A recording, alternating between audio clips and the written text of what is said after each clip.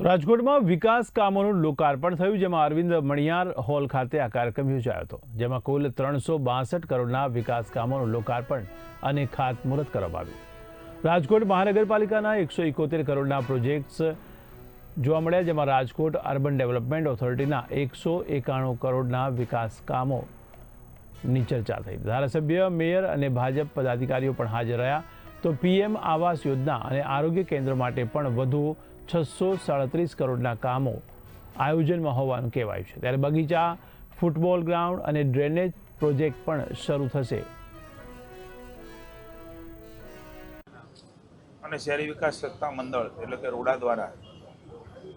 અનુક્રમે 170 ને 191 કરોડ રૂપિયાના લગભગ 362 કરોડ રૂપિયાના લોકાર્પણ અને ખાતમુહૂર્તનો કાર્યક્રમ માનની મેયરશ્રી, માનની ભારતીય જનતા પાર્ટીના અધ્યક્ષ માધવભાઈ, સન્માનની ધારાસભ્યશ્રીઓ બેન શ્રી ભાનુબેન, દર્શિતાબેન, ભાઈ શ્રી ઉદયભાઈ કાનગડ, ભાઈ શ્રી રમેશભાઈ ટીલાળા, જિલ્લા પંચાયતના અધ્યક્ષ, મહાનગરપાલિકાના સૌ પદાધિકારી, સૌ અધિકારીની વિશેષ ઉપસ્થિતિની અંદર રાજકોટની અંદર એક સાથે 362 કરોડ રૂપિયાના કામો, લોકોની માળખાકીય સુવિધાઓમાં વધારો થાય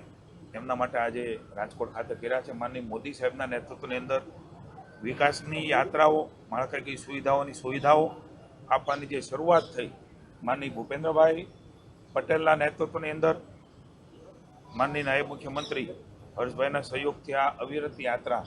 કે શરૂ રહી છે, ત્યારે મને આનંદ છે કે માત્ર એટલું જ નહીં, આવનારા ટૂંક સમયની અંદર 119 કરોડ રૂપિયા અને 518 કરોડ રૂપિયા એમ પ્રધાનમંત્રી આવાસ યોજના અને વિવિધ પ્રકારના કામો, એટલે કે આરોગ્ય કેન્દ્ર બનાવવાના હોય, કોઈ જરૂરિયાતના મશીનો લાવવાના હોય, બગીચા બનાવવાના હોય, ફૂટબોલ ગ્રાઉન્ડ, રમતગમત ક્ષેત્રે પણ રાજકોટ અગ્રેસર રહ્યું છે। ત્યારે ડ્રેનેજની કંઈ બાબતો હોય, કોમ્યુનિટી હોલ હોય, ઓફિસ બનાવવાની હોય,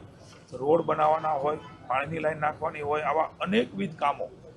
એ આવનારા સમયમાં પણ થશે। એટલે લગભગ કુલ મળીને 300ની ઉપરાંતના કામો આજે 362 કરોડના કામો અને ખાતમુહૂર્ત